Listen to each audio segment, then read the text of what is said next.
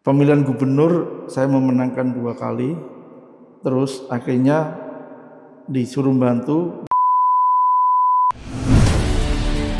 Alhamdulillah jadi. Jadi artinya terpilih? Terpilih. Oh iya. Wow. Oke, mendengarkan hal gaib Contoh konteksnya. paling simpel. Rasulullah dapat wahyu bukan karena tulisan diberikan. Juga bukan merasakan apapun, tapi Rasulullah mendengarkan. Banyak spiritual yang datang ke suatu tempat karena omongan, ke sana ke sini naik gunung ke laut dan segalanya gara-gara omongan yang dia dapat di saat dia tidur. Yang jadi pertanyaan saya, siapa yang ngomong? Dia sudah beranggapan itu gaib dulu nih. Ya. Padahal itu bukan gaib. Wow, menarik. Lalu? Mata kita sejajar, hidung kita sejajar, telinga kita sejajar, tangan sejajar, kaki sejajar. Kenapa mulut harus atas bawah? Spiritual itu kan hanya meneruskan kata-kata yang diinginkan loh dari orang yang datang. Iya. Kalau spiritual yang asli tidak akan ke situ. Kalau spiritual yang asli dia akan ngomong,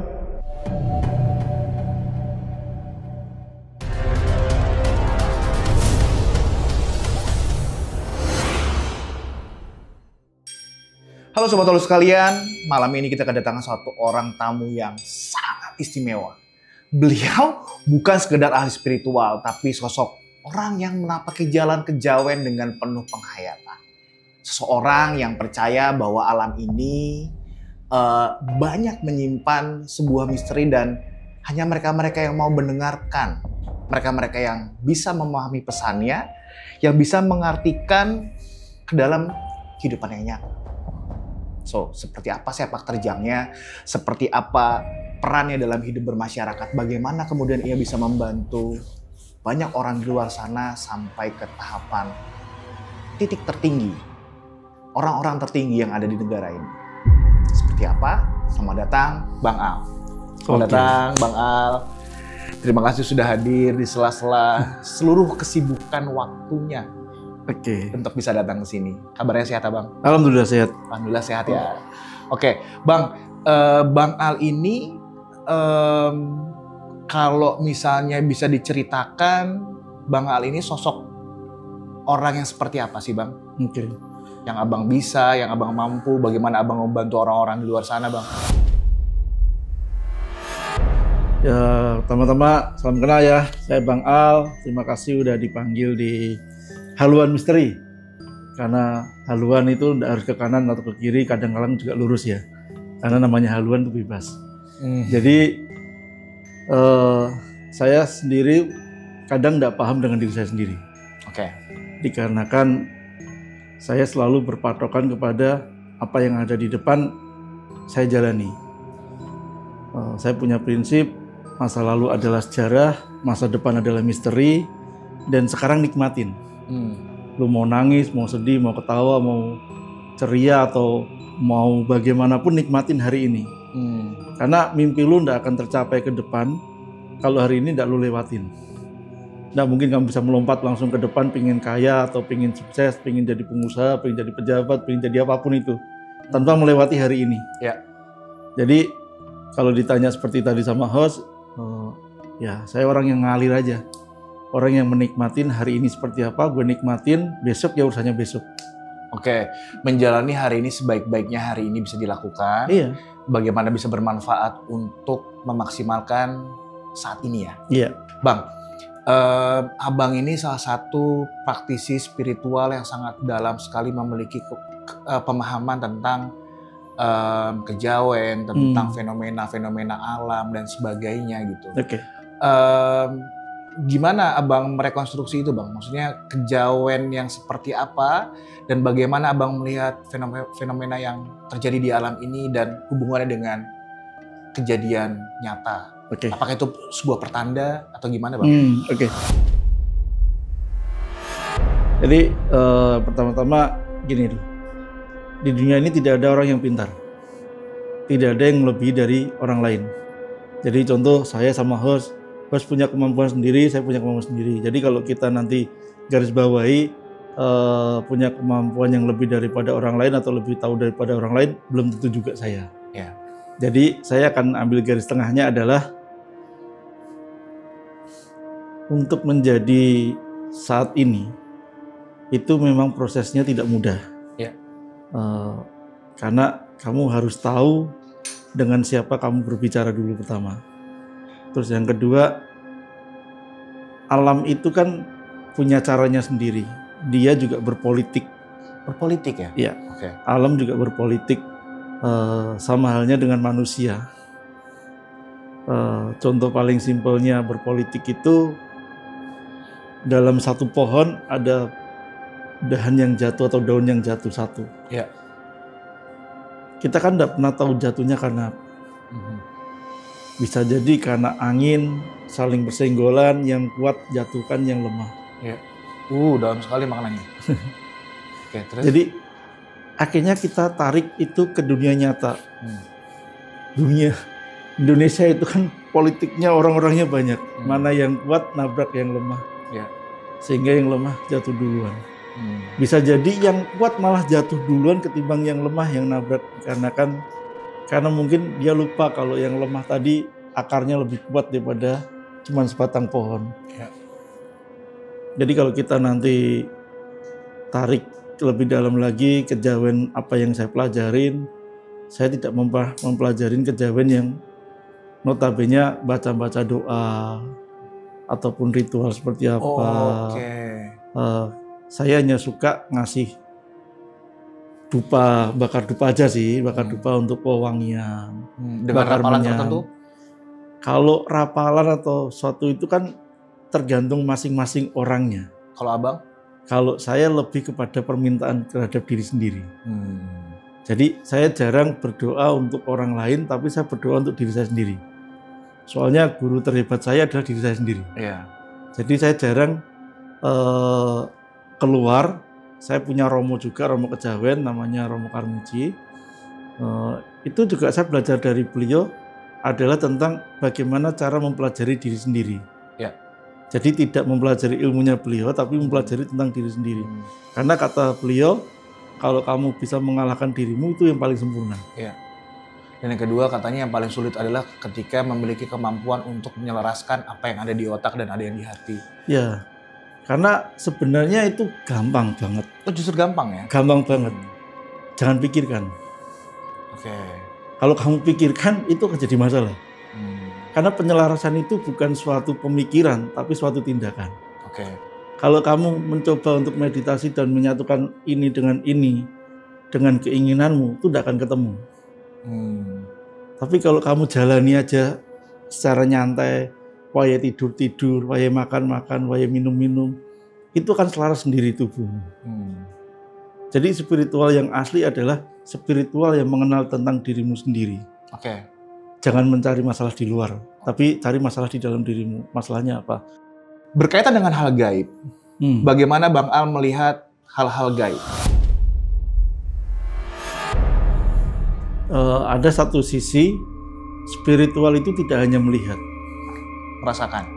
Tidak hanya merasakan juga, tapi cukup mendengarkan. Oke, mendengarkan hal gaib Contoh konteksnya. paling simpel, Rasulullah dapat wahyu bukan karena tulisan diberikan. Juga bukan merasakan apapun, tapi Rasulullah mendengarkan. Jadi dalam hal pertama, konteks pertama, gaib adalah apa yang lu dengar aja dulu. Oke. Jangan lu sombong-sombong bisa ngelihat, lu sombong-sombong bisa merasakan, enggak usah. Lu cukup bisa mendengar yang baik dulu, itu sudah dianggap sebagai spiritual. Pengaplikasiannya bagaimana? Contoh mendengarkan hal yang baik itu gimana dalam konteks gaib ya? Contoh seperti ini. Kita lagi tidur nih, ya kan? Terus ada omongan atau bisikan, entah itu nyata dan tidak nyata. Terus kita merasakan omongan itu kok cocok dengan perasaan kita. Oke. Dari itu dengan ambil menjadi sebuah, gua mimpi loh. Gue mimpi loh, dapat suara A, B, C, D, E, F, G, H, sampai itu tadi. Terus lu ngerasain kata-kata itu ternyata masuk ke dalam pemikiran lu, masuk ke dalam rasa lu, terus kamu gunakan dalam kehidupan sehari-hari. Contoh paling simpel, saya tidur, saya dapat gambaran besok kamu datang ke selatan ya, naik motor ini nanti ada rumah. Kamu duduk di situ nanti ada yang nyamperin ngasih kamu uang. Ada yang kayak gitu? Banyak. Wow. Banyak. Banyak spiritual yang datang ke suatu tempat karena omongan. Ke sana, ke sini, naik gunung, ke laut dan segalanya gara-gara omongan yang dia dapat di saat dia tidur. Yang jadi pertanyaan saya, siapa yang ngomong? Maksudnya apa? Ngomong itu ke kita? Iya. Dia sudah beranggapan itu gaib dulu nih. Iya. Padahal itu bukan gaib. Oh, menarik. Lalu? Pemikiran dia kan kita tidak tahu dalam sehari ini dengan baca buku berapa kali, dengan dengarkan TV berapa kali. Itu bisa jadi masuk ke mindset lu.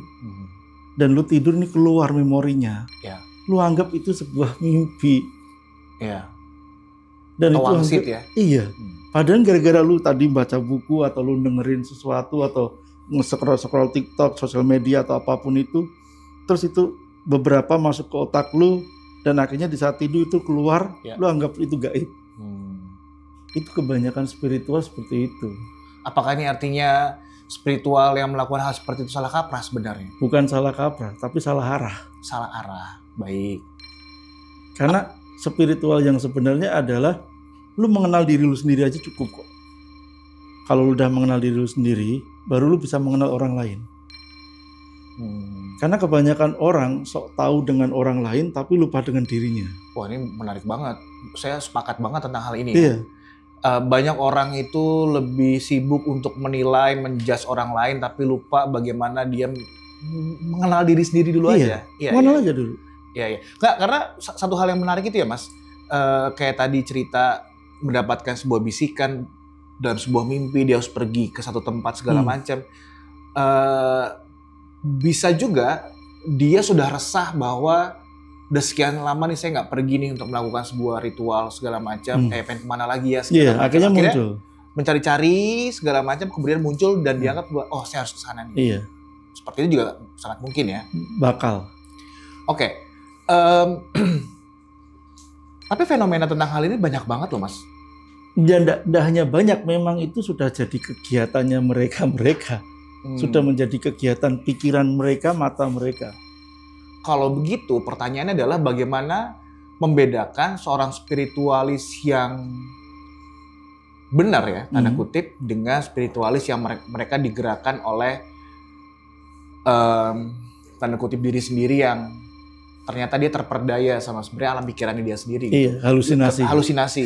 Seperti nama kami, haluan misteri. Iya, makanya halunya kemana-mana kan saya bilang. Iya, jadinya kemana-mana gitu.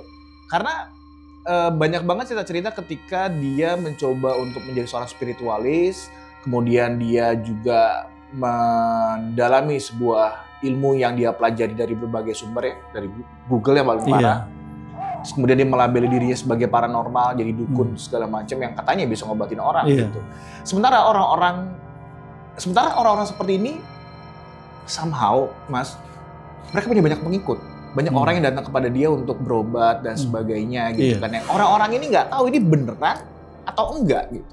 Dia bener-bener punya kemampuan atau untuk menyembuhkan misalnya, atau memberikan sebuah jawaban dan sebuah solusi permasalahan, atau dia cuma jago ngecap aja, jago ngomong aja. Nah, Bang Al nih punya satu ini nggak sih advice buat teman-teman di rumah untuk membedakan mana yang asli, mana yang real, mana yang enggak deh. Ini menarik banget soalnya. Jadi gini. Jadi spiritual yang lu kalau konsul, lu kalau ngobrol, lu kalau sedang di dekatnya itu nyaman.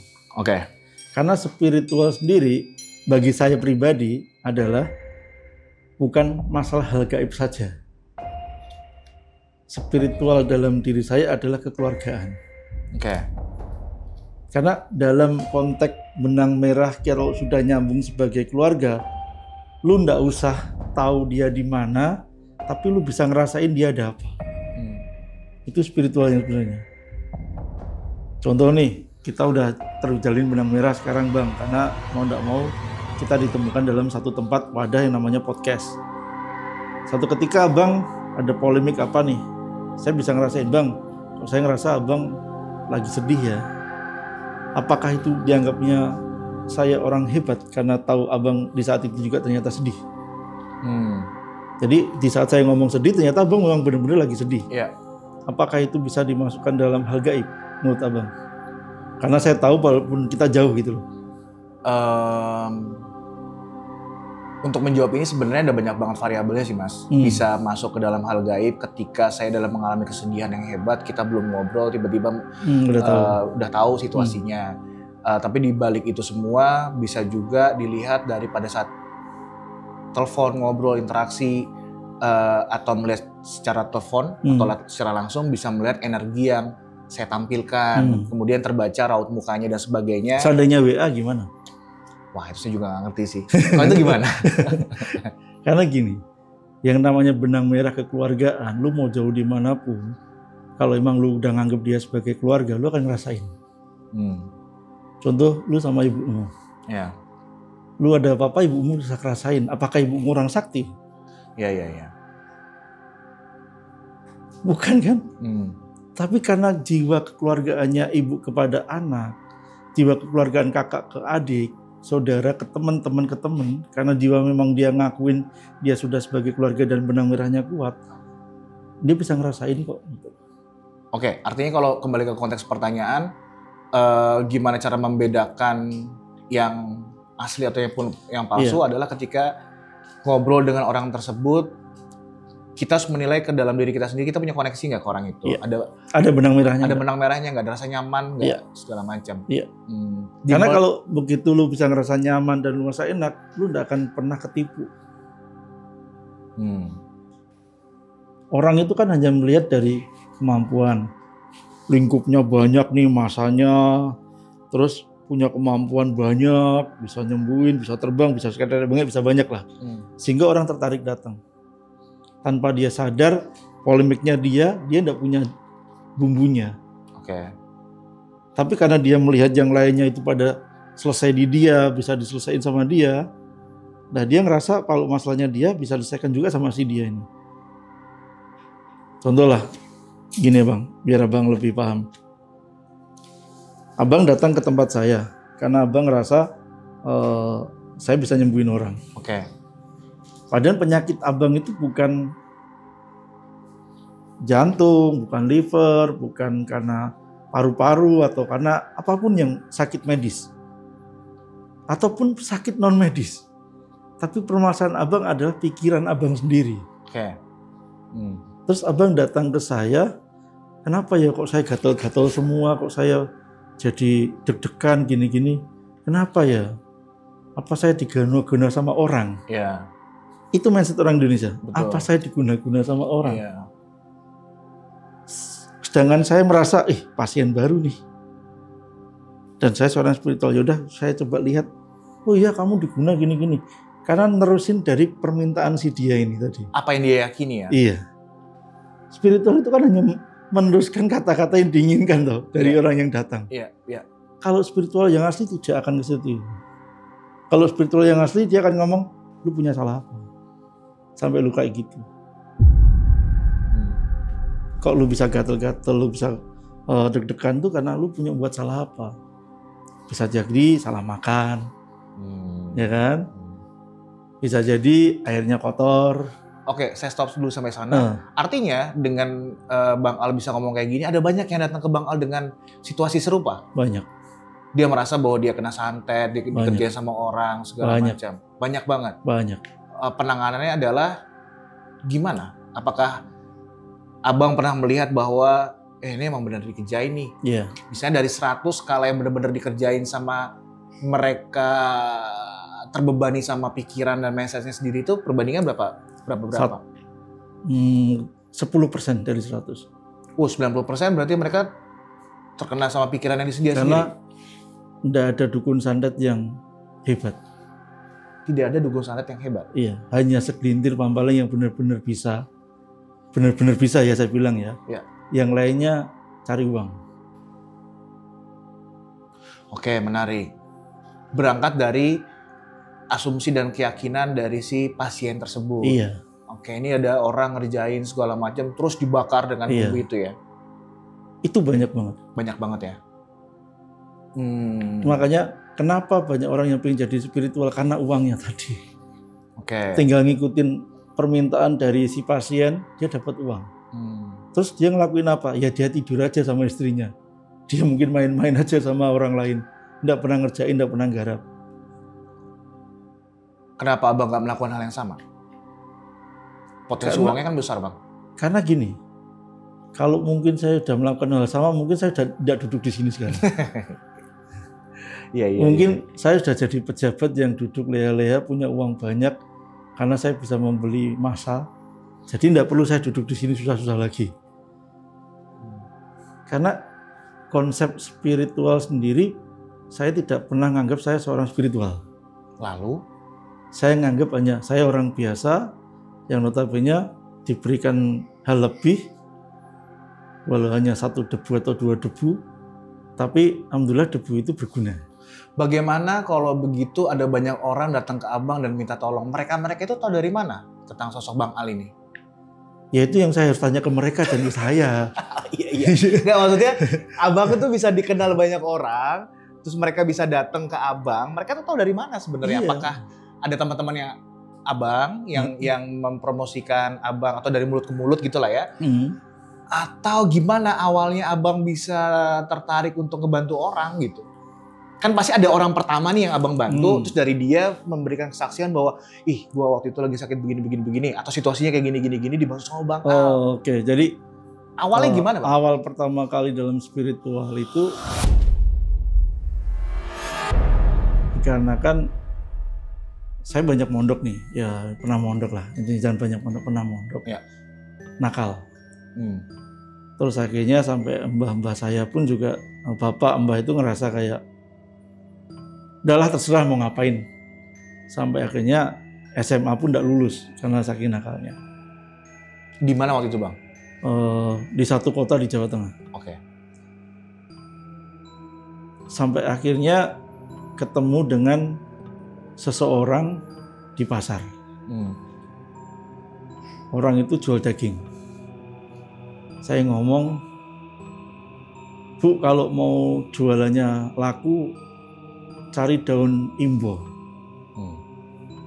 Kenapa kudu nggo godhong imbo? Dikarenakan saya pernah dengar kalau kita pakai daun imbo di saat kita jualan, di dalam kotak uang itu kita kasih daun imbo, maka ada yang ngimboi, ada yang nambahi. Ya. Dan itu benar-benar alam yang ngasih, bukan gaib. Karena pelajaran dulu yang saya tahu adalah semuanya harus nyata. Semuanya harus nyata. Spiritual itu kan gaibnya, tapi harus dibuktikan secara nyatanya ada enggak gitu loh. Jadi harus tahu, godhong imbo itu bisa ngimboi. Contoh kedua, kalau kita lagi pengen suka dengan seseorang, kenapa kita harus pakai kandil? Karena biar mereka saling kandil juga, ya kan? Jadi kita harus cari tentang alamnya yang memang itu di kenyataannya memang berguna. Apakah setelah abang ngasih tau itu dan dia menuruti dan dagangan jadi laku waktu itu? Alhamdulillah katanya gitu. Karena saya tidak tahu persis, saya juga bukan penjualnya kan. Oh iya. Jadi dari satu orang pasar itu meremen ke pasar lainnya, ke teman-temannya. Akhirnya mulai ramelah di rumah. Sampai abah saya ngomong setiap kali suronan itu kan kita selalu ngadakan suronan di rumah. Karena ada pondoknya, jadi mereka selalu ngadakan suronan. Dari yang tadinya hanya santrinya abah, santri-santri dari bapak, lambat laun jadi santri saya semua yang datang. Banyak. Padahal saya tidak pernah nganggap saya punya santri. Tidak punya anak buah lah. Tapi karena saya bantu tadi 1 orang 2 orang yang di pasar tadi asal ngomong, yang asal ngomong aja, itu mereka tertarik untuk ikut datang. Mereka ngapain datang ke sana? Karena kita setiap suro itu doa bersama, ya mereka minta doa. Oke. Jadi kita setiap Dengan suro berbagai itu, hajat yang mereka inginkan gitu ya. nah dari situlah saya belajar. Kalau ternyata spiritual yang saya pelajari dari Abah itu bukan salah ya, tapi kurang pas. Oke. Karena bagi saya hajat terhebat kita adalah di saat kita mau menerima diri kita. Jadi kadangkala orang meminta itu tidak melihat dari dirinya itu mampu apa enggak. Contoh sekarang Mas Gus atau Kiai atau Bib atau siapa atau Mbah Dukun atau praktisi spiritual, aku pengen di mobil sih so. Iya. Kan pasti enggak mungkin karena enggak melihat kemampuannya. Tapi kalau seandainya yang ngomong seperti itu adalah seorang pengusaha atau seorang artis, saya minta ya 1 minggu saya harus punya mobil. Mungkin masih bisa ditolerin karena mungkin dalam 1 minggu dia dapat job besar. Akhirnya bisa dapat beli mobil. Iya. Atau artis bisa dulu. Lah kalau cuma tukang nyapu atau pedagang asongan dapatnya dari mana bisa beli mobil? Kadangkala orang mindsetnya rusaknya seperti itu. Mereka pengen bisa mendapatkan hal-hal yang instan. Mereka tidak pernah merasa tahu posisinya di mana. Oke. Dia lupa dirinya dia. Dia siapa? Tapi dia memintanya melebihi dari yang luar biasa. Oke. Itu yang menjadikan spiritual itu jadi kayak mainan. Makanya banyak orang ketipu, pengen pesugihan, disuruh ngasih duit 1 Iya. juta, tiba-tiba di dalam 1 tong kendi jadi 2 juta. Karena itu kan tipu daya. Iya. Namanya orang nggak pernah puas, yaudah coba 10 juta jadi 20 juta, sampai akhirnya 100 juta hilang tuh barang semua. Iya. Kena tipu hal-hal seperti itu kan. Iya. Iya. Jadi akhirnya itu tadi karena orangnya tidak tahu tentang posisinya. Kalau kamu cuman sebagai pedagang asongan, ya udah mintanya ke mereka adalah supaya besok laris ya. Nggak usah minta muluk-muluk langsung pengen kaya dan segalanya gitu loh. Iya. Yang penting laris dulu aja. Jadi kadang-kala Bertahap orang artinya ya. iya, orang tuh kadang-kala lupa dengan tahapannya. Dan dia beranggapan gaib ini atau spiritual ini bisa menaikkan dia lebih cepat, padahal tidak ada. Iya. Jadi tidak bisa menaikkan, mereka hanya bisa memperkuat aja keinginannya. Gini. Bang, sorry saya potong ya. Ini pemahaman abang ini menurut saya sangat-sangat filosofis dan sangat dalam sekali. Pemahaman yang saya setujuin juga ya. Maksudnya ini adalah jalur pikir yang benar segala macam.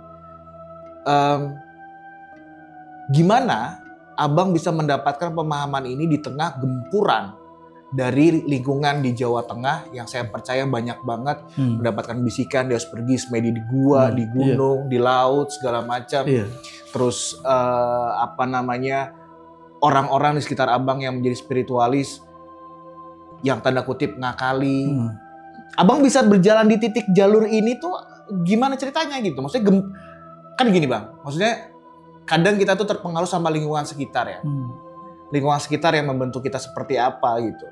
Lingkungan sekitar abang saya percaya di Jawa Tengah banyak yang klinik seperti itu. Banget. Kenapa abang bisa tetap di jalur lurus ini bang? Karena saya pernah di situ. Abang nggak tahu, abang coba ikuti, ternyata ini kayak nggak benar. Iya. Oh gitu. Karena aku pernah di situ, makanya saya bisa ngomong. Orang kan bisa ngomong karena udah ngelakuin. Kalau belum ngelakuin ya jangan ngomong gitu aja. Iya. Karena aku udah pernah di situ dan ngerasa ini nggak pas. Pernah ikut semedi juga? Banyak. Ini bagian dari pencarian jati diri saat itu ya? Mencari bentuk, mencari format? Lebih kayak kebodohan yang saya nikmati. Titik baliknya apa? Abang bisa menyadari bahwa ini nggak bener nih. Ada banyak orang tuh kan menghamba sama guru besarnya, bener nggak sih? Gurunya apa? Sendiko Dawu. Saya juga Sendiko Dawu sama romo saya. Tapi romo saya mengajarkan ke saya adalah pahami dulu dirimu sendiri sebelum kamu memahami orang lain. Kapan abang ketemu sama Romo abang ini? 2004. Setelah melewati seri dari guru-guru yang lain? Saya punya guru cuma 2. Guru di pondok sama itu aja. Nggak punya guru lainnya. Oh, oke. Cuma abang melihat fenomena teman-teman abang atau orang-orang sekitar abang ikut gitulah. Yang melakukan hal-hal klinik yang seperti itu gitu. Jadi sampai kita pernah di satu tempat di Jawa Tengah, ada gua katanya bisa pesugihan dan segalanya. Karena tidak ada yang berani, akhirnya saya memberanikan diri masuk. Di situ tuh ada nampan, ada sesaji, ada ayam dan segalanya. Katanya kalau kuat di situ berhasil dalam 1 malam dapat uang banyak. Ya. Saya di situ hampir 3 hari tidak dapat. Sampai akhirnya juru kuncinya buka pintu itu karena kita ditutup dari luar. Ya. Buka pintu selama 3 hari itu karena tidak ada teriakan dianggapnya saya meninggal atau bagaimana. Itu juru kuncinya sampai ngomong, kamu keluar dulu, saya tak masuk gitu kan. Terus saya keluar, juru kuncinya masuk, keluar tuh udah darah semua katanya. Si juru kunci tadi. Lah terus dia ngomong, kamu siapa? Kenapa yang di dalam sampai marah ke saya?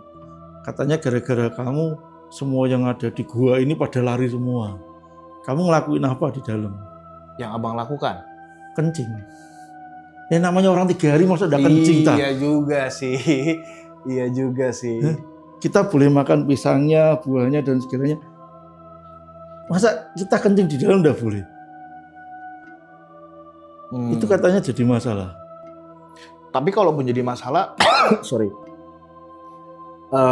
harusnya si makhluk-makhluk itu menyerang abang dong ya. Logikanya gitu makanya, dong. Kalau mereka nggak suka, mereka marah, kenapa juru kuncinya diserang? Kenapa nggak abang? Gitu? Makanya. Dari situlah saya belajar kalau ternyata keinginan itu tidak pernah sesuai dengan harapan. Ya, menarik. Tidak pernah sesuai dengan harapan. Apakah selama 3 hari di dalam itu ada penampakan satu makhluk tertentu di dalam sana, merasakan? Mungkin lebih ke suara-suara ya, karena sekitarnya mungkin ada orang kegiatan atau mungkin ada batu-batu jatuh karena namanya bukit. Ya. Lebih ke situ-situ aja. Kalau untuk melihat atau apapun itu saya malah enggak kayak enggak ngelihat apapun. Saya baru bisa ya. Baru melihat sosok pertama kali itu kelas 2 SD. Itu melihat sosok pertama kali dan itu pun juga orang. Maksudnya orang? Ya orang kayak nenek-nenek atau kakek-kakek. Oh, orang beneran. Iya. Jadi wallahi sampai sekarang saya belum pernah melihat yang namanya yang serem-serem. Oke, pertanyaan berikutnya berarti apakah hal mistis itu sebenarnya tidak ada? Pocong, kuntilanak, genderuwo? Ya mungkin bagi sebagian orang yang percaya mungkin ada. Tapi kalau bagi saya sendiri, alhamdulillah sampai sekarang saya melihatnya kebanyakan sosok manusia. Jadi kalau orang tua ya orang tua, ibu-ibu ya ibu, kalau perempuan ya perempuan. Contohlah kita ngomong di sini, di kamar mandi ini ada perempuan yang suka duduk di situ. Terus saya nggak tahu ini ada ruangan satu, ruangan berikutnya satu lagi, ada dua ruangan di sini. Ruangan pojok itu ada kakek-kakek, gitu aja. Saya kan udah pernah masuk juga, jadi ada 2 ruangan sebelum ini. Terus di belakangnya kayak ada taman kecil, ada kayak taman kecil lah, intinya kayak tanah sedikit lah yang di belakang. Itu juga masih lingkupnya si kakek-kakek itu. Jadi kalau kita akhirnya nanti ada orang yang kesisian fungsinya ini, wah ini kok angker, banyak setannya dan segalanya gini. Saya malah penasaran. Jadi dulu saking penasarannya itu ikut uka-uka ada di daerah Klaten. Ya. Di salah satu pabrik apa kurang pabrik tahu. Gula di Klaten. Sampai akhirnya saya bawa HP sendiri muterin itu dari jam 1 malam sampai jam 3 pagi. Ya. Yang saya dapat cuma nyamuk sama semut. Tidak ada ketemu sama sekali. Jadi kadang-kadang apakah benar itu ada? Mungkin benar. Oke. Bagi yang melihatnya dan percaya. Baik. Tapi kalau bagi saya secara pribadi, yang saya temuin kebanyakan malah orang. Di pabrik gula itu pun saya ketemunya sama orang, tapi tidak bisa saya video. Tapi ya orang, asli orang. Kayak orang lewat gitu. Bentuknya orang, bukan seperti pocong, kuntilanak. Orang, asli orang. Orang ya. Orang tua ya orang tua, orang muda ya orang muda dengan bajunya gitu. Oke. Karena saya selalu beranggapan Kalau di kejawen itu ada kata-kata ingsun yo siro, siro yo ingsun. Yaitu Saya adalah kamu, kamu adalah saya. Ingsun yo siro, siro yo ingsun. maknanya apa? Ya kalau saya manusia, ya kamu manusia juga dong. Oh berarti ini semua kembali lagi kepada mindset dan pola pikir. Kalau kita mikirnya, wah jangan-jangan situ ada pocong lagi. Iya. Terus termanifestasi, wah beneran ada pocong segala macam. Iya. Artinya buat teman-teman di rumah nggak perlu takut sebenarnya. Enggak. Kalau misalnya lagi datang ke sebuah tempat angker katakanlah begitu ya. Kalau mindset kita, wah di situ ada Barbie tuh. Wih ternyata di situ ada SpongeBob. Ya mungkin setannya bentuknya SpongeBob gitu. Lucu gitu. Iya. Karena apa? Kenapa setiap negara kok setannya beda-beda? Betul. Ya karena mindsetnya beda-beda. Kepercayaannya beda-beda. Ya. Dan ketakutannya beda-beda. Jadi kalau kita beranggapan seluruh dunia itu adalah manusia, ya di mana negara manapun juga manusia kalau kita mikirnya gitu. Iya. Oke, berkaitan dengan hal ini, saya pernah ngobrol juga sama seseorang yang bercerita tentang saya punya rasa penasaran tinggi, alam gaib itu seperti apa sih? Kemudian dia menjawab, alam gaib itu seperti kebun binatang. Kalau kita masuk melihatnya kandang gajah, maka dia akan bercerita bahwa alam gaib itu adalah penudungan gajah. Kalau masuk ke kebun singa, dia bilang, wah di sana makhluknya ganas-ganas, ini penudungan singa segala macam. Jadi alam gaib itu tergantung bisa masuk atau melihatnya atau pendalamannya itu di area mana, maka dia akan bercerita di area itu. Kalau menurut Bang Al, alam gaib itu seperti itu nggak sih? Kalau saya pribadi tanpa membahas orang lain ya, karena orang lain boleh berkata apapun dan boleh bercerita apapun. Tapi kalau menurut saya pribadi, alam gaib adalah sesuatu yang saya tidak pernah merasakan yang ada di depan mata saya. Jadi menurut saya alam gaib adalah, contoh saya menutup mata, terus saya melihat kayak tadi lah. Saya melihat di situ kamar mandi ada perempuan, di belakang ini ada 2 ruangan, ruangan satu, ruangan berikutnya, terus ada itu. Apakah saya halu, saya tidak tahu. Tapi kalau itu memang benar di sini ada 2 ruangan, itu dianggapnya bagaimana?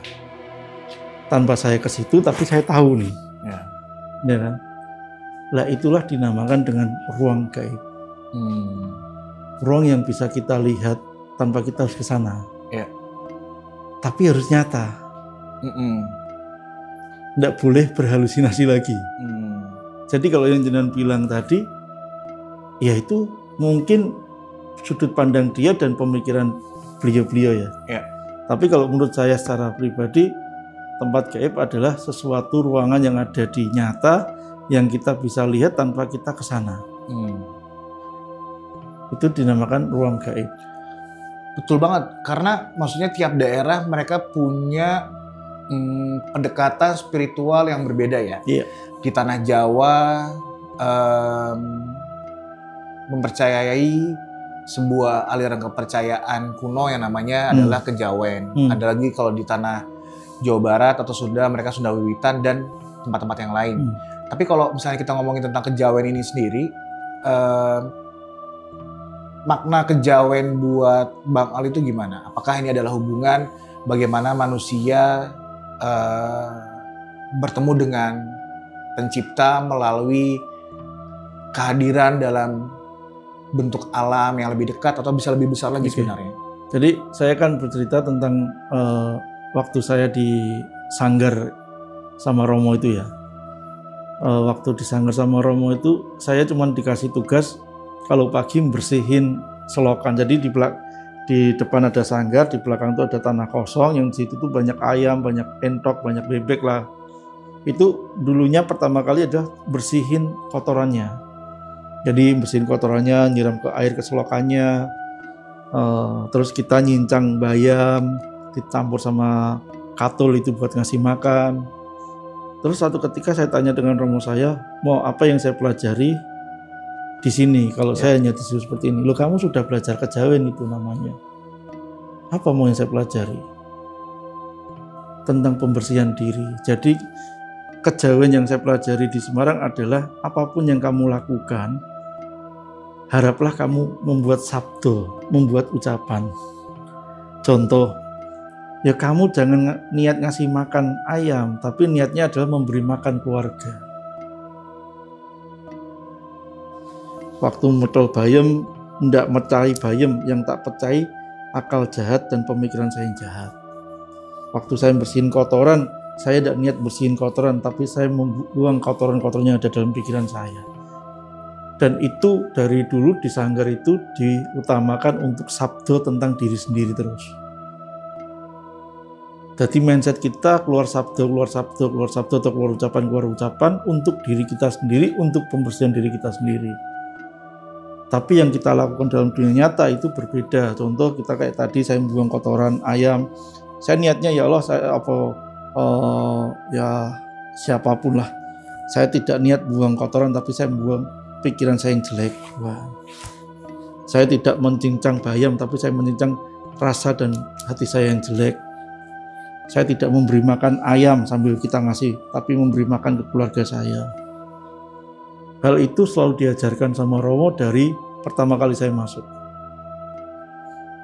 Jadi spiritual atau kejawen yang saya pelajari di tempatnya Romo adalah apapun yang kamu lakukan itu setidaknya kamu ada doanya. Kamu meminta, karena tidak ada yang gratis. Contoh sampai beli bunga untuk ke makam itu saya diajari sama Romo. Niat tidak beli bunga, tapi beli sesuatu yang indah untuk yang saya datangkan. Jadi contoh untuk bapak saya yang sudah almarhum, Mbah beli bunga 3.000, saya tidak bilang gitu. Tapi saya niatkan, ya Allah saya tidak niat beli bunga, tapi niat beli kebahagiaan bapak saya di sana. Saya beli, saya kasih. Wow.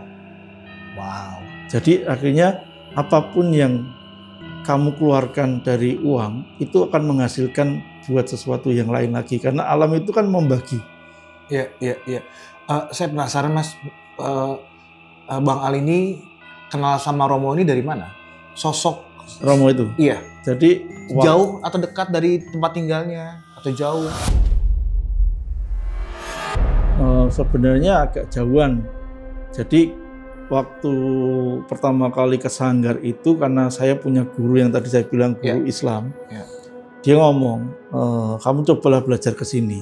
Rekomendasi dari dia ya? Karena kamu kelihatannya dengan alam cocok. Jadi guru yang ngajari saya agama pun ngajari, karena setiap kali belajar tentang agama saya selalu tanya tentang alam juga.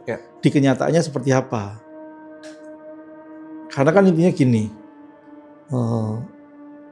saya ngomong gitu, kan tidak mungkin keluar ucapan dalam mulut saya toh, yang jenengan bisa baca. Tapi bacaan tidak akan bisa, kayak bacaan itu tidak akan bisa terdengar dari saya kalau jenengan tidak suara. Makanya saya selalu berpedoman, suara itu tidak tertulis, tapi tulisan tidak akan bisa diketahui kalau tidak bersuara. Nggak, kenapa saya nanya kayak gini? Karena menarik banget ya.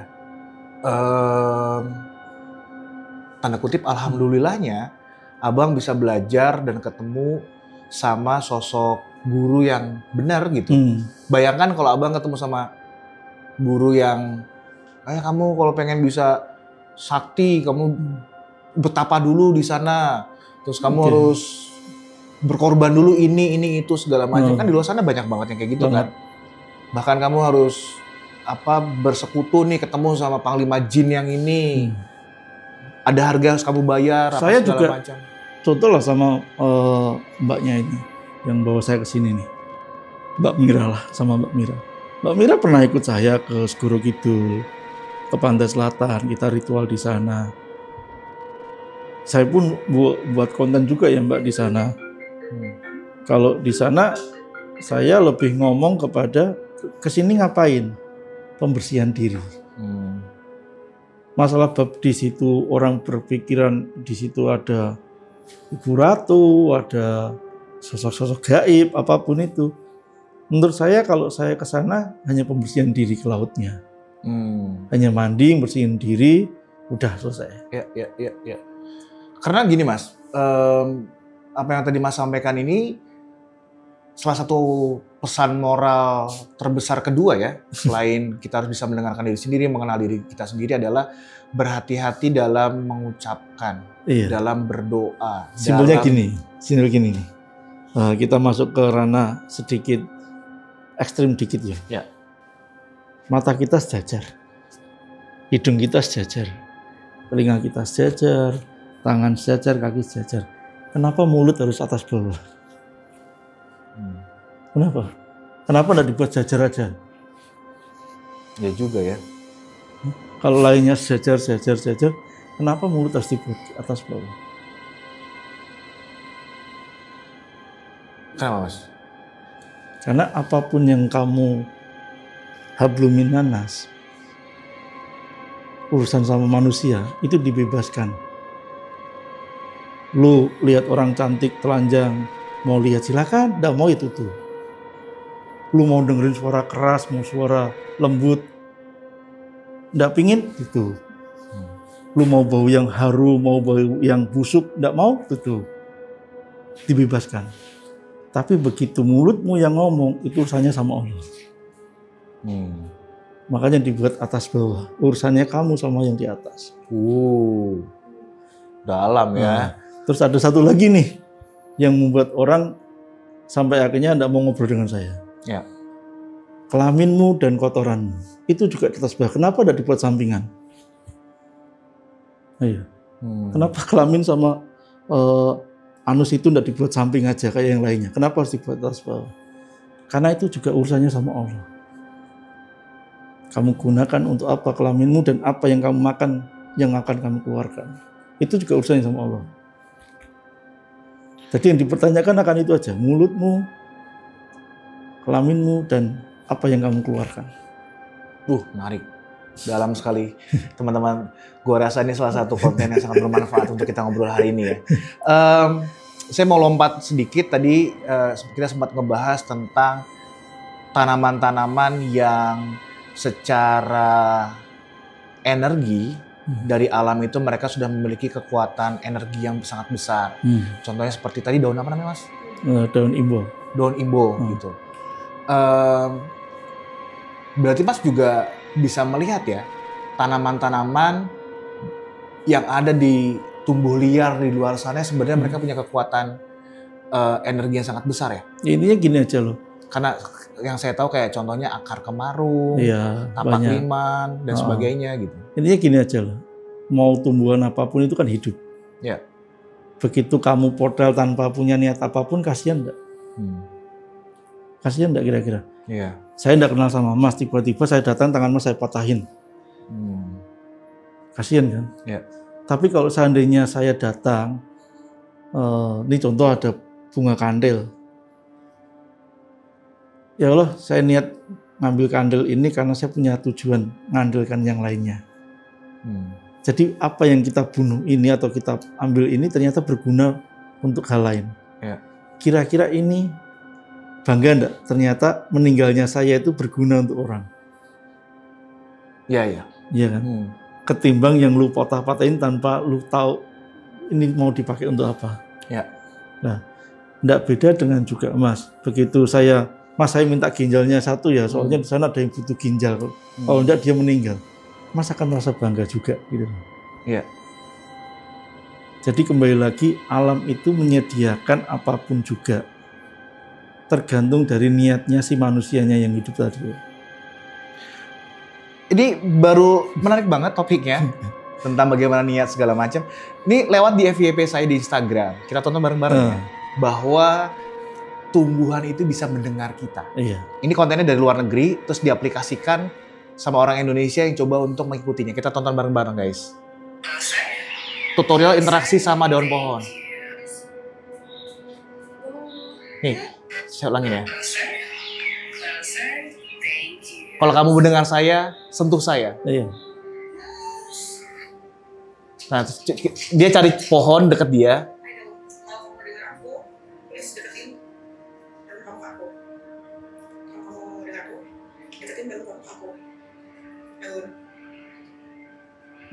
Tuh.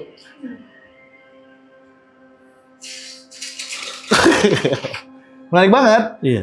Dan ini saya juga baru dapetnya tadi malam. Dan hari ini saya ngobrol sama Mas kayak semuanya connected gitu kan. Baru tadi malam saya simpan soalnya. Kayak gitu. Nah, oke. Ini pemahaman dari obrolan kita banyak banget dan dalam banget nih Mas. Terakhir, saya pengen ngobrol sedikit tentang tadi Mas sempat bilang kalau Mas bisa menggunakan cara ini dengan hal yang tidak benar, maka Mas bisa menjadi anggota dewan, masuk ke dalam dunia politik dan sebagainya.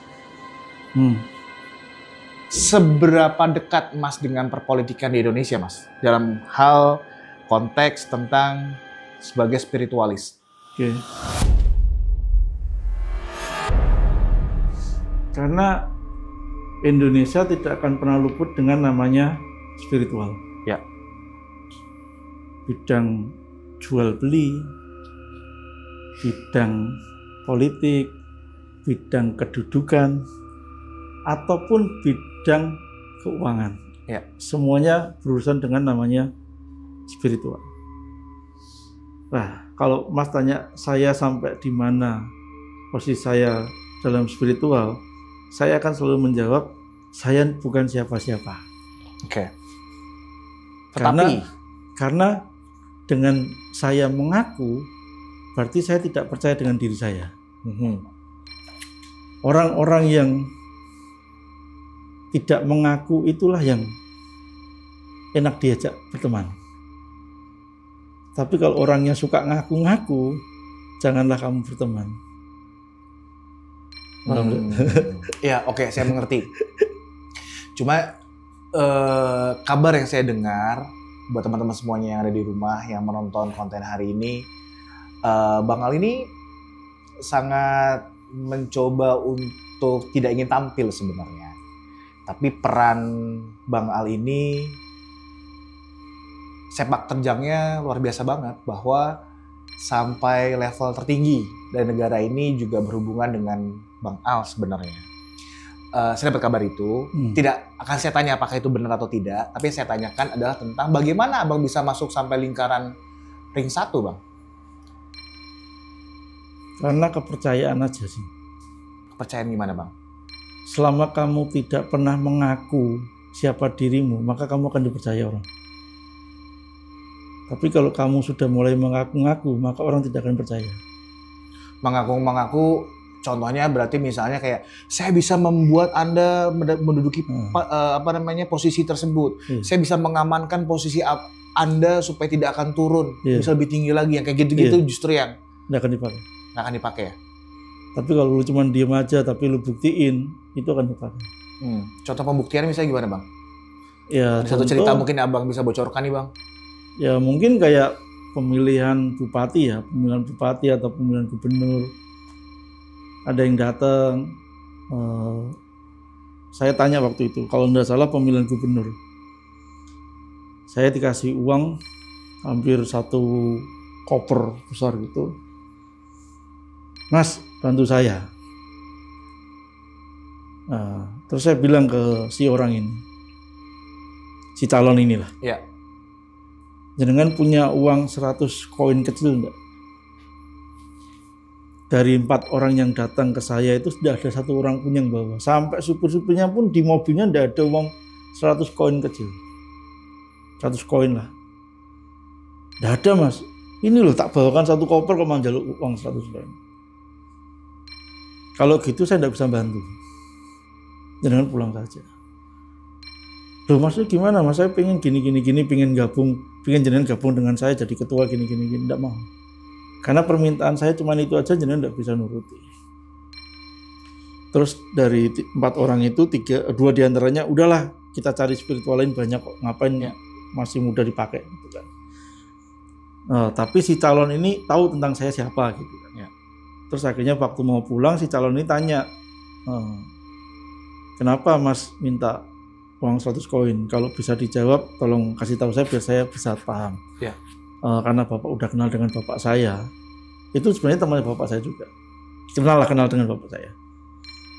Saya kasih tahu. Kalau seandainya saya tolong Bapak dan Bapak jadi seorang gubernur, maka Bapak akan lupa dengan rakyat kecil. Karena wahyunya saat itu adalah siapa yang mengenal rakyat kecil itu yang menang. Itu aja. Akhirnya dia sediakan. Enggak, kan harus hari itu. Harus saat itu gitu ya? Saat itu. Oke. Kalau wahyu bisa mundur-mundur enak, namanya wahyuni nanti kalau mundur-mundur. Wahyuni. Okay. Iya. Itu kan salah satu contoh cerita ya. Tapi pada akhirnya ada satu cerita nggak yang pada akhirnya abang bersedia untuk membantu? Akhirnya karena saya dengan si ini tidak ACC, ada satu calon lagi yang masuk. Dan itu pun beda pertanyaan. Kenapa beda? Loh, alam itu kan tidak bisa diatur. Oh, abang mulai dari fenomena itu dulu ya? Iya. Oke. Yang kedua itu, waktu dia datang, saya cuman ngomong sama dia, ada yang punya gunting kuku enggak? Ada. Dia bilang itu. Saya selalu bawa, karena saya untuk menjaga kebersihan. Alhamdulillah jadi. Jadi artinya terpilih? Terpilih. Oh iya. Wow. Apakah ini juga tandanya kenapa abang nutup muka abang? Supaya abang juga tidak dikenali karena abang tidak ingin mencari panggung. Seperti itu ya? Ya karena flu aja sih.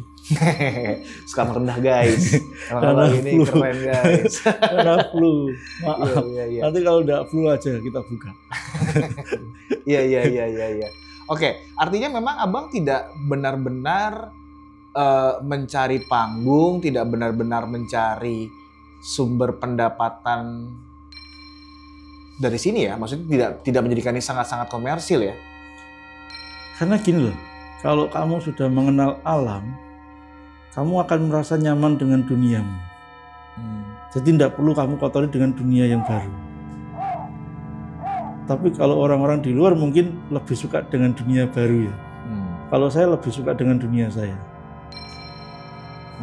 Jadi buat apa saya harus ngotorin dengan dunia baru gitu. Oke. Karena kebetulan abang juga ini wajahnya ditutup ya. Jadi tidak bermaksud untuk pertanyaan saya ini membuat abang jadi menyombongkan diri sebenarnya. Kan at the end kan teman-teman di rumah mungkin juga masih menebak-nebak ya, Bang Al ini sebenarnya siapa sih, bagaimana dan seperti apa ya, kalau gitu. tanyain tukang nyapu di jalan. Gitu. Iya. Nah, abang bisa cerita nggak sih Bang, selain yang barusan abang ceritain, di level yang lain misalnya abang bantu sampai akhirnya dia terpilih dan masih bertahan sampai sekarang. Ada juga nggak misalnya abang udah bantu dia terpilih, karena dia lupa diri, akhirnya abang nggak bantu dia lagi dan akhirnya dia jatuh misalnya, contohnya seperti itu. Ada banyak sukses story dan unsuccess story-nya? Banyak juga. Gimana tuh? Kan lingkup orang itu kan simpel.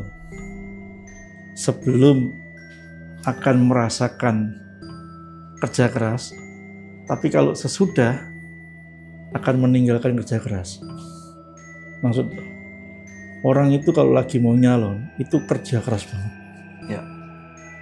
Dan yang diajak kerja keras itu orang banyak. Ya. Tapi begitu sudah jadi, ya seperti yang saya bilang, kerja sendiri.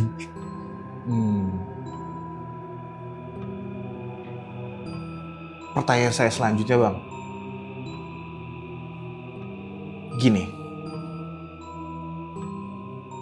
ketika ada sebuah kontestasi pemilihan kepala daerah, baik itu mulai dari bupati, gubernur, bahkan sampai tingkat presiden, setiap paslon ini mereka selain memiliki visi misi ya, mereka juga punya guru-guru spiritualis atau yang menjaga dari sisi spiritualis supaya jangan sampai si paslon ini kenapa-napa atau bisa membantu untuk memenangkan segala macam. Setiap paslon tuh biasanya punya spiritualisnya masing-masing. Peperangannya seru dong Bang antar masing-masing spiritualis ini Bang. Kalau yang bisa perang ya. Kalau yang nggak bisa perang ya diem aja tuh. Atau dia acting perang. Iya kan? Karena kebanyakan kayak gitu. Gitu ya.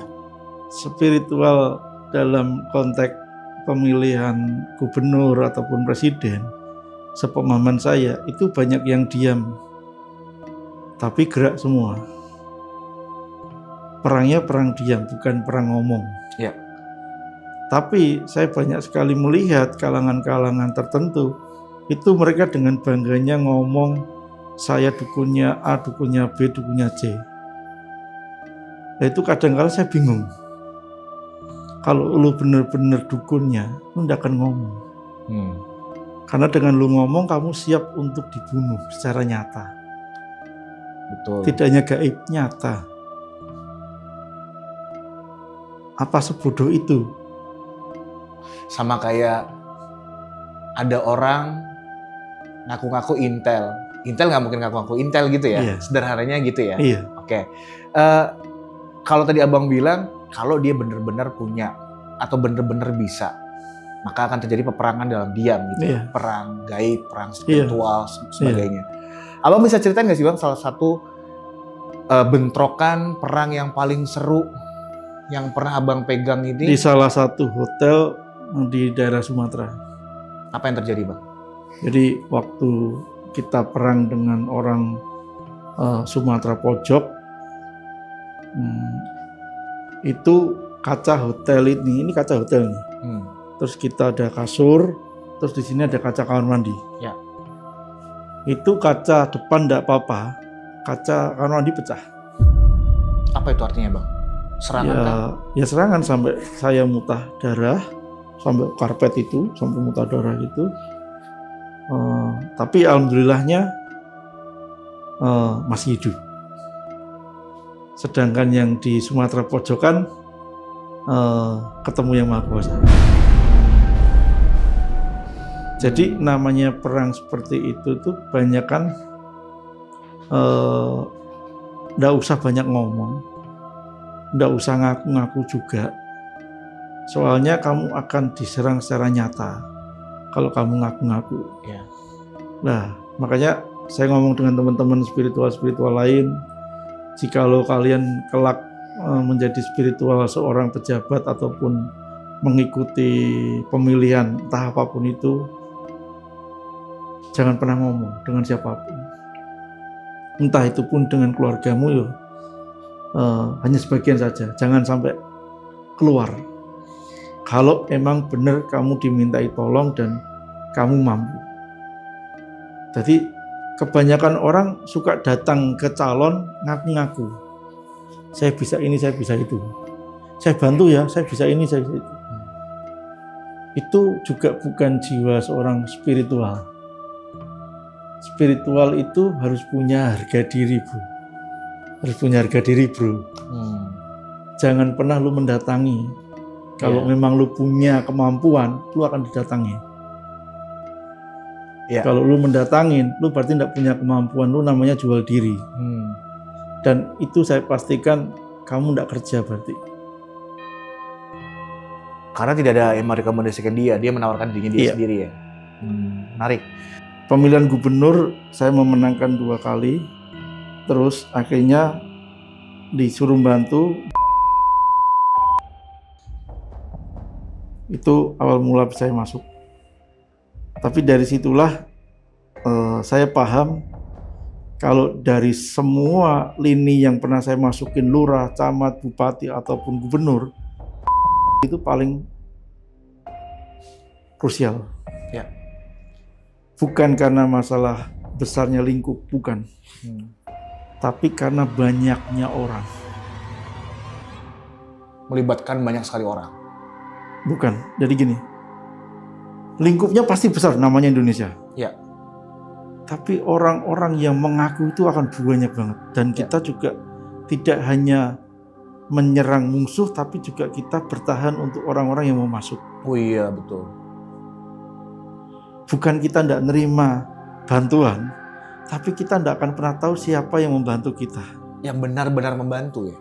Karena bisa jadi, contoh saya sendiri. Saya melakukan, saya punya anak buah, kamu berangkat ke A ya.